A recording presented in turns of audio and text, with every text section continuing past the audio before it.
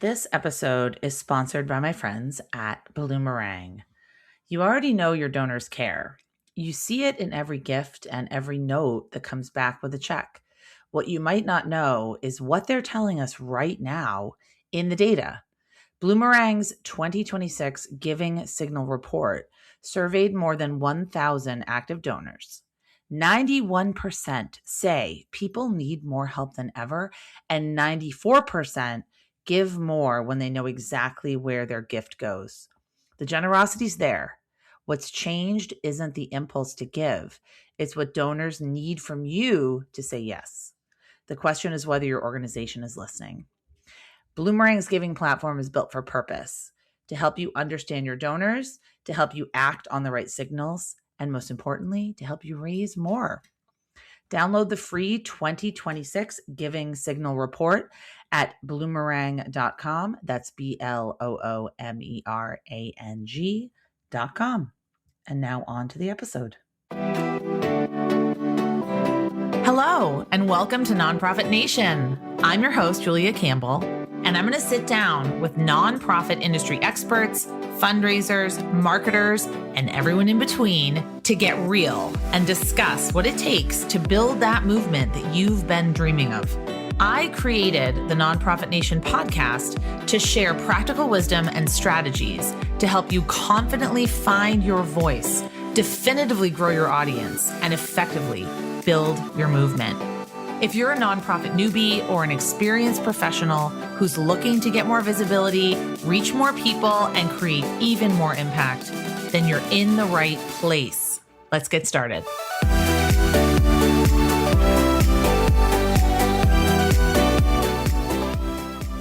Hello, this is Nonprofit Nation with your host, Julia Campbell.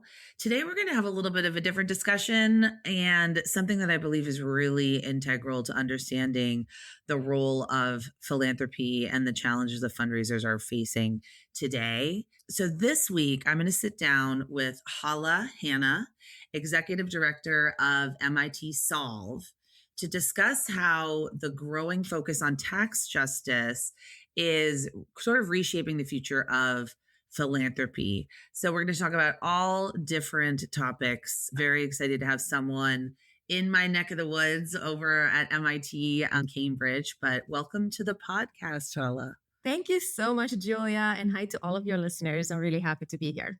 Yes, I'm so thrilled. So let's just kind of dive in. We had talked before we hit record about how this would be relevant to nonprofit marketers and fundraisers. But I'm interested in your journey and how you came to MIT and then how sort of you started this focus area in your work. Yeah, so I like to say that I'm a recovered economist. I came of age watching mobile phones change banking in Africa and Twitter change governments in the Arab world. And the question I kept coming back to is, can technology do more for those left behind? Can it be a tide that lifts all boats? I think particularly now, it feels like it's mostly lifting yachts. And so MIT Solve was built on that question. We were created by the Massachusetts Institute of Technology's previous president, the same year as the United Nations Sustainable Development Goals were created. And it's on the belief that problem solvers exist everywhere, not just inside elite institutions. And that if we're able to just find them and lift them up and help them, they can just, go on to change systems and impact billions. So you can think of us as the marketplace for tech for social impact. We find early stage ventures that are using technology to close equity gaps in health, learning, for sure responding to climate change. And we connect them with the funders and partners that can help them reach that scale. We call them solvers. We have 460 solvers in our portfolio today. They're benefiting 430 million people all over the world. And we have kind of facilitated, directly mobilized $87 million in funding to those solvers. But the for-profit solvers, I think much more interestingly, have raised over $1.4 billion to date. And so it's real economic value that's created in communities all over the world where they serve. And the through line in everything we do, which I know we're going to come back to in this conversation, is that tech doesn't change the world, right? People do. And our job is to find the right people and give them a real chance at changing systems. Wow, that is so interesting. I absolutely agree with that. I don't know if I had told you, but I served in the Peace Corps. I was in Senegal right after college for, I think, the adoption of most digital technologies. That cell phones were still becoming a thing, but absolutely it's people powered and, people centered. But oh, that's so interesting. So yeah, what's the website if people want to check out the projects? Please go to solve.mit.edu. You'll find such inspiring stories, ways to engage with us, and how to stay abreast and in contact. Oh, I love that. Okay. So today we are going to talk about tax justice, not something that I am necessarily very familiar with. So tell me how this sort of came onto your radar and how it's become a much more visible topic in public discourse. I think it's because the money was never entirely private. Our tax system in the United States is built on a deal that you can accumulate a lot of wealth as long as as long as you end up giving some of it back, right? In the European Union, it's mostly the opposite, where you're taxed upfront on your wealth as it accumulates, and so it does accumulate to a lesser degree. And the spending decisions are mostly with the state, so citizens have influence over that spending through elections. It's just two very different systems, and I think the conversation is shifting because people are starting to treat philanthropic dollars the way they treat any spending that carries public interest obligation, right? There's just so much of it, and the tax code makes all of us stakeholders in how the money is spent. And I believe that scrutiny is healthy. It pushes philanthropy towards accountability, towards proximity, to what actually works. And we see certainly from the people that we work with that are very welcoming of that. Now, the other thing I would say about tax justice is that there is a deeper question there. It's not accounting; it's really a question about power, right? Mm-hmm. How much is who decides, who benefits, who's accountable, and these aren't hostile questions. I think these are the right questions for us to. These are conversations that we want to be having. Now, Abigail Disney, I think, made this point sharply on our podcast, The Solve Effect, that when wealth concentrates at the level it has, then philanthropy becomes one of the main mechanisms through which, a small number of people who are not elected shape public outcomes. Right. Yeah. Look at Elon Musk. Exactly. 100%. Sorry to interrupt you. No, that's. Speaking of Elon Musk, I mean, we're going now at I think the other a reason why this is so top of mind is because of the wealth inequality that we're all witnessing, right? It's just so visible that wages have remained mostly stagnant. And then we are coming to this third wave of philanthropy from just a couple of IPOs, right? Public offerings of SpaceX, of OpenAI. And it feels sometimes that there is a part of the population that has lost sight of the difference between millions and billions. One way to put that kind of back to our foresight is if you spend $1 a second, it takes you 11.5 hours to spend $1 million. It would take you 31.7 years to spend $1 billion. Wow.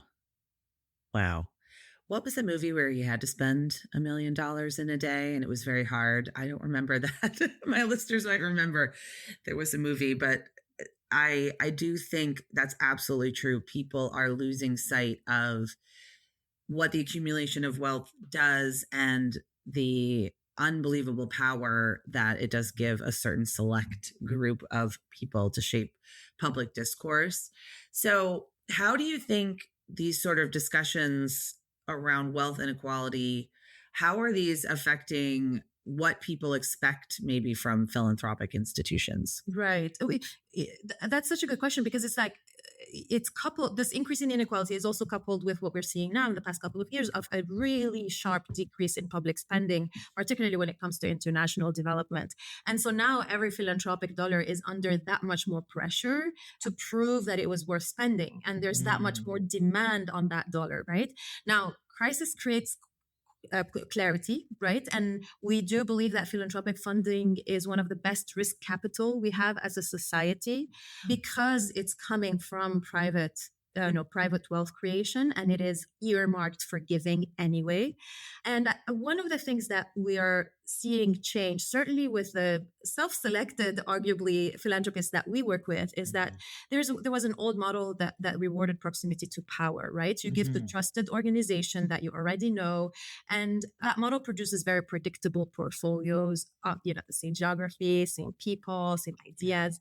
And I believe the upgraded model rewards proximity to the problem. And we get there by having open, transparent calls for application, measurable outcomes, and funders with real lived experience of the issue that they're solving. So the diversification argument is pretty straightforward, right? It's less risky to spread your impact portfolio across proximate innovators, while also, if you want to give, of course, to your church, to your local food bank, to the gala of your friends, etc. Right? But we're lucky to work with philanthropists who are, like not just philanthropists, corporations, institutions, 80 of them a year, that really get that actually this is the kind of work that they want to do. Mm-hmm. Do you see the shift happening in philanthropy from that traditional model to maybe more innovative projects? Do you see sort of a shift rather than based on the status quo, but now being more based on impact, or being based on what could be, rather than institutions that have been around for hundreds of years? Yeah. And, I would say maybe that it doesn't have to be in competition, right? Right. Yeah. Because there's enough money out there. I think so. And we need both. We need, the capital flowing freely and the discipline of knowing whether it's actually working. I think what donors have today is better tools to understand, whether the resources are making a difference. And as important, if not more, they have better tools to find the people they should be backing.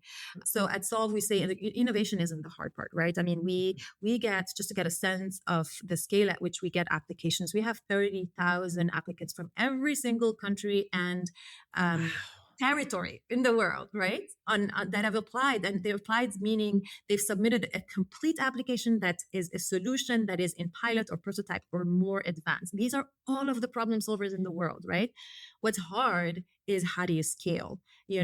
How do you stay sustainable? That's where the impact question gets really interesting. No, how do you stay sustainable and how do you scale? What are some trends in that area that you've been seeing? Only because I know that just the reports I've been reading, individual donations are down, the number of donors are down, and smaller dollar donors are disappearing. So I think nonprofits are relying more on these major gifts and these larger funders that often don't want to fund a program for the long haul. They want to sort of give it a push and like push it out of the nest and then say, okay, go find more funding. So what are you seeing? Yeah. Well, it's interesting because there are some macro trends, and then there is what we see in the field with the past year, with the kind of crumbling of the aid infrastructure as we know it. We saw two very different reactions. I think the people in careers in international development were understandably quite rattled. What we saw on the ground was people picking themselves up and continuing the work anyway, because it is just that needed and they're just that invested. And I think there is a renewed desire for agency, for sovereignty, for making those decisions for oneself and for one's own community. And so this is where thinking of the business model is really important. It's not that grants and aid is suddenly going to become not desirable or not needed. It certainly is in a lot of contexts. But can we think more creatively about who is our buyer and who's our beneficiary? Can those be the same person? If our beneficiaries cannot afford it, what is the model that's cross subsidizes from one side to the other? But I'll tell you also, there is again, going back to that, like, what is $1 million? I just give you one example of one of our solvers, Housing Now. They received, one of the prizes that they received through Solve was just $25,000.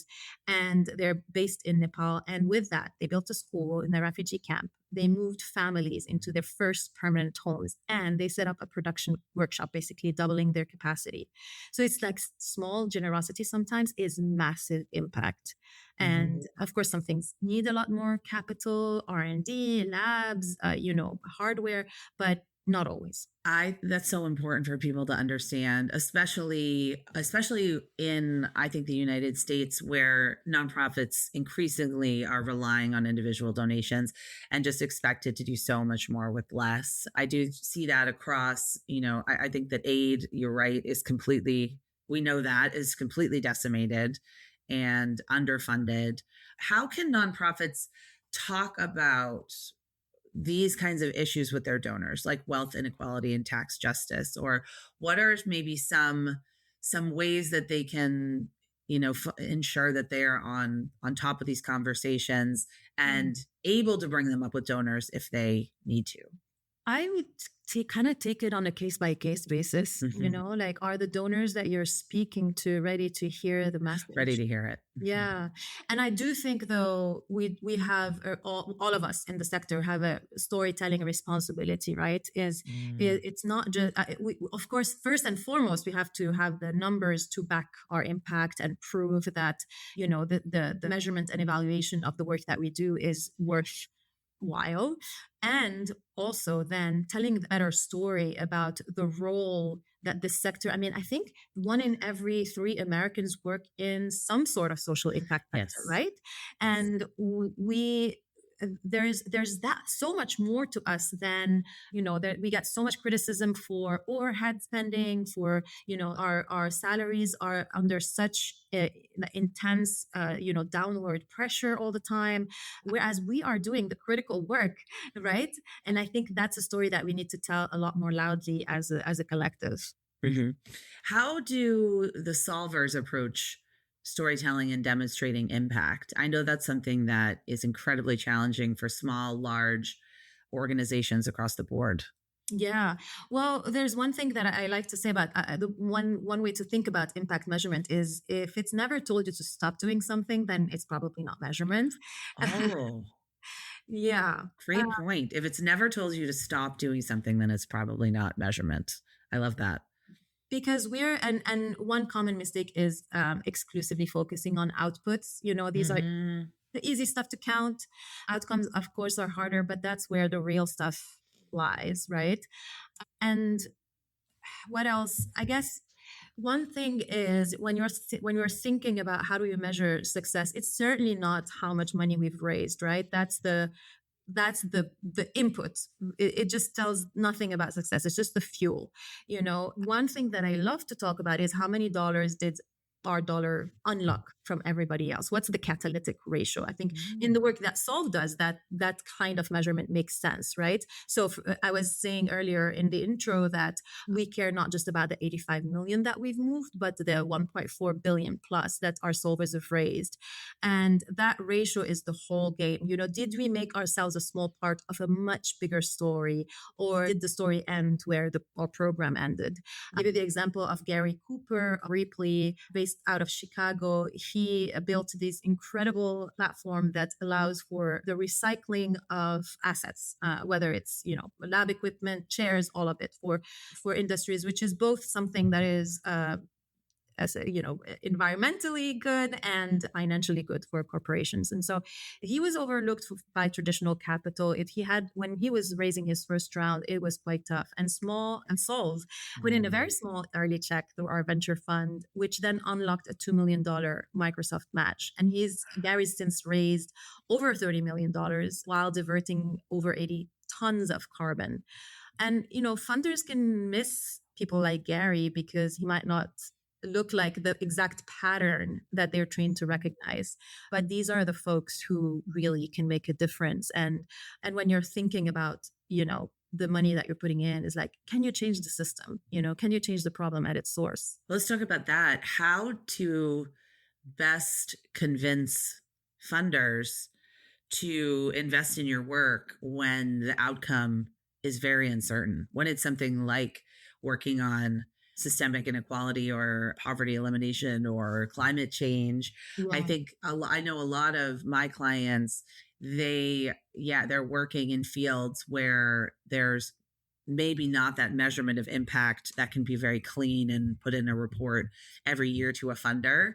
Yeah. So they struggle to tell their story in that way. So what advice do you have for them? Yeah, I guess that's where the storytelling is really important, and the education of, progress is not going to be linear, right? Innovation rarely works that way. Some experiments will fail. That's the whole point of experimenting. Some solutions will pivot, right?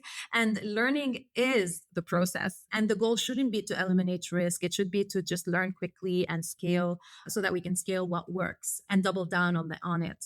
I do think that is a conversation definitely worth having all the time. It's not about if philanthropy is too risk averse about who they back, while being too risk tolerant about how they back them, they'll write, small X, once in a while, and then rather than enter into a long-term partnership where both entities are actually learning about the problem that they care about. Mm-hmm. No, that's so interesting. I'm thinking I interviewed an organization, a Native Forward scholarship program, and they received like this transformative gift from Mackenzie Scott. Yeah. And they're a really small organization, but they were able to really talk about the need and talk about how many applications they received and what they could possibly do and how they could scale, and they want to reach every Native student in the United States and then maybe expand abroad. So they have really ambitious goals, but I think having those ambitious goals and also being able to really convey that there is a need right now. We don't talk enough about the need. We don't talk enough about how there's enough. I think there's enough money to go around. I don't think nonprofits should be thinking of themselves as competitors for this like piece of a pie. I think there are billions and billions to go around. In terms of taxes. Oh yeah, you can comment on that. Because I love that, let's be ambitious, Yes. Is your ambition the size of the problem that you're facing? And if not, why not? Why wouldn't we? I'm really curious to hear how from about the indigenous group that you're talking about, what is their plan to scale? Like, what is the mechanism? Is it through state funding? Is it like, tell me more. Right. Well, they received, I don't remember the exact amount, but it was a transformative gift, like $65 million. I mean, it was huge. And they had a plan to, they're studying how to do that thoughtfully right now. So they're trying to expand into different states. They're trying to work with communities to figure out what the needs are and how they can best do it. So that work, as you know, like going in the community, doing surveys and focus groups, and taking the time to actually learn what the community wants. But the work is so like thoughtful and it takes so much time. And I love when a funder can see that no, it's not just funding a scholarship. It's actually transforming an entire family and an entire generation. Yeah. And to do that requires a lot of planning and effort, to do it right. Because of course they could just go in and hire a bunch of people and throw a bunch of money at people and not do it thoughtfully, but they're not going to do it that way. They have such a specific way that they do it. But in terms of scaling, I think they're still figuring it out. It's sort of like, they're still thinking about what does this mean? How can we partner with other organizations and lift them up as well? Because, they can't do this work alone.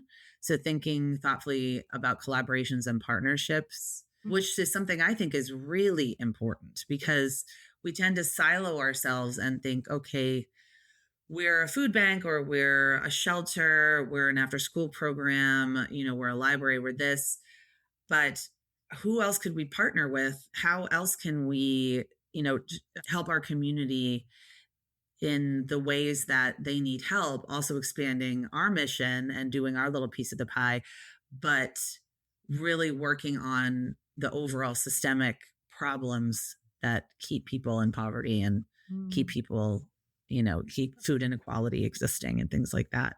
So I love to see more collaboration. Are you seeing that as a trend in philanthropy or in, I mean, the groups that you work with, it sounds like they're all about collaboration. Yes, absolutely. I do want to give a shout out to the Mackenzie Scotts, to the Melinda Gates. To I mean, obviously Oh, they're so top of mind right now, but they are the redefining. female philanthropists. We need more women We need philanthropists, I think. we need more women to come into wealth, right? Yes. And that's where the other inequality of the equation needs to be fixed, so that we can lift others and change the world to something that we, to the values that we believe in. And they're doing it the right way. I think they've just redefined the game completely, and they're doing it. They do their due diligence up front, and then they give the money, and they trust you, and they give it, no strings attached. I mean, Mackenzie Scott is, I think for me, she's a hero. There's no, her name is nowhere. It's really that very pure kind of way of giving for the right causes and understanding the problems and, identifying talent. Oh, it's amazing. I just also saw Melinda Gates speak at the Microsoft, the Global Nonprofit Leaders Summit, and she's just so inspiring and really has really high hopes and huge ambition and big goals. And it's just such a visionary, and it's so inspiring. Yeah. And I love to see that. Again, like, our problems are so large in scale, and so should our ambitions be. And one thing that we see with our portfolio of organizations is that some of the ones that have incredible stories of scale become part of the existing system. So they work around the kind of some of the power structures that exist. They work around some of the systems that exist rather than build in parallel everything from scratch. I'll give you an example. Unpack Learning out of India is an early childhood development a program that is completely offline. They were reaching 300,000 children when we selected them in 2021. And today they're reaching 5 million kids. And more incredible is that it costs just $1 a day per child to do the work that they do. And they get 30% better outcomes in terms of learning, development, flourishing of those children. So they've now helped shape India's first national early childhood education policy, meaning it covers 1.4 million government child care centers around India. And so and now they've become part of the early childhood education delivery in India. They are the program that is used in all government childcare centers. And so that's how, they've taken what they do really well, really cheaply at a price that their customer, the government, can actually afford, right?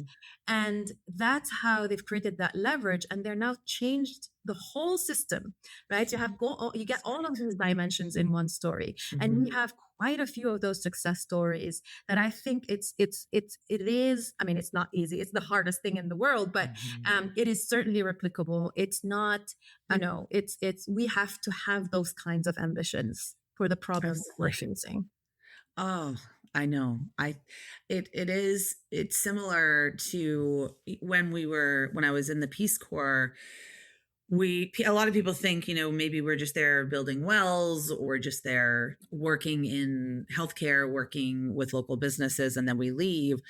But we were actually tasked with creating curriculum around like malaria prevention, and specifically around HIV prevention with the community, because we are in the villages learning the language and the culture and the customs and getting really invested, and then working with the government to create a curriculum that would speak to people in the villages, and just working with the government to create longer term change than just sort of coming in and saying, okay, I'm going to teach you how to put a condom on a banana and then I'm going to leave, which is really what I think a lot of people think the Peace Corps is. But that long-term change is not going to work unless you are working with government, working within the systems, working with philanthropy, and working with communities, rather than the top-down approach that I think has been traditional philanthropy. So if philanthropy is going to meet this moment, what needs to change most? Well, that's from where I sit, we need to become far better at finding and scaling the solutions that already exist. Rather than just looking for the shiny new thing. Yep. Totally. There's no shortage of innovation and innovators. And so we have to think about what are the pathways to scale. Too much funding still flows to organizations that are already visible, that are already well connected. And it's not a moral failure, but it is a discovery failure. The system was built to find what's familiar, and that it works, right? And so from where we sit, we see the value of intermediaries, of open challenges, of vetting, of like these like global networks of innovation that can surface overlooked entrepreneurs, particularly those that are closest to the problem that they're solving. They're the largest pool on untapped potential, I think. And the second thing I would say is redefining risk. We've touched on this through our conversation, Julia, and the traditional definition of the bigger the risk, the bigger the reward, right? Just like an investment. And so we just have to take those chances. Philanthropy is the best risk capital we have. And the clock is ticking too loudly for us to be doing just 5% minimum payouts, or even for donor advised funds, there isn't even a minimum payout. Right. So we got to treat this moment with with the emergency that it deserves. Mm-hmm. Do you see any legislation or any movement around increasing the payouts or maybe regulating donor advised funds? Because I've talked about donor advised funds a lot on the podcast, but I'm not sure what you're seeing in your space. Yeah, I'm certainly not an expert on the legislation and the policy aspect of this. What I would say is we know how much DAF holds. What is it today, Julia? 250 billion? Yes. Or more. Yes. I don't know. Yeah. And you've been growing. Been growing, and people have received their tax deduction, but it's just this money hasn't been put to work. And so we created that Solve Innovation Future, which is a venture fund that is out of a donor advised fund. And it lets donor advised fund holders deploy capital into the vetted social ventures that we've worked with over the years, with the returns all recycling back into the fund. And that's a model for moving donor advised fund dollars into the working economy instead of letting it sit indefinitely for that. So DAF capital, when it's activated, it can be the most patient and creative money in the system, right? Abigail Disney, again, this conversation that I keep going back to, because this is, she's the one who is very involved in tax justice. She makes a version of this point is that don't hoard charity. Don't hoard charity. Don't take money into your grave. It's pointless, right? And there's so much joy in giving. So give it when you're alive. Oh, I love that. Don't hoard charity. How can we, as the sector, people working in the sector, do a better job of holding ourselves accountable? It's what you said about if you're not changing something, if you're not ending something, then you're definitely not measuring. So how can we hold ourselves accountable and, really make sure that we're being as ambitious as possible? Just that. Just do it. Just do it. Like hold yourself to that standard. Have that culture of failure that it's okay to fail, and educate everybody around you. And I understand we all suffer from this, right? The incentives are structured in a way that we have to tell the shiny story and put the report. But I'm seeing more and more people, the GitLab Foundation actually does that really well. They share as much of what has not worked, what has. And what foundation? The GitLab Foundation. It's my good friend who runs it. And they're doing really good work also in how they think of measuring impact, by the way. It's really worth looking at. Ali Bertoni is doing fantastic work. Sharing just as much about what's not working as what's working. Thinking of the work that we do as a gift, really, to the community, and not just to our beneficiaries, but also to our donors.